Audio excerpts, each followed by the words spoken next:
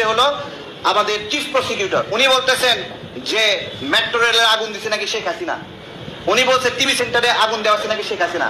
কেন আগুন দেওয়া হয়েছে? আন্দোলন নাকি ভিন্ন পথে নেওয়ার জন্য এই আগুন দিছে, এবং বলতেছেন টিভি সেন্টারে যারা আগুন দিছে তারা নাকি শেখ হাসিনার ইন্ধনে আগুন দিছে। তাহলে যে আন্দোলন একটা গৌরবের একটা বিষয়, যেই জায়গায় সাহস করে এই জনগণ মাঠে নেমে মাঠ দখল করেছে, ভাঙচুর করেছে, জনগণ অংশ নিয়ে স্বতঃস্ফূর্ত ভাবে। 17 বছর আওয়ামী লীগ সরকার ছিল, ভালোই ছিল, খাইছিল ভালো, চলছি ভালো, এই তো চাই আমরা। ভালো ছিলাম না? হাসিনা সরকার কি আবার চাচ্ছেন আপনারা? আবার চাই আমরা শেখ হাসিনা হোক, দেশে ক্ষমতা হোক, এই তো আজীবন চাই। অবদান দুনিয়ার অবদান। আমাদের দেশে রাস্তা ছিল না, রাস্তা হয়েছে।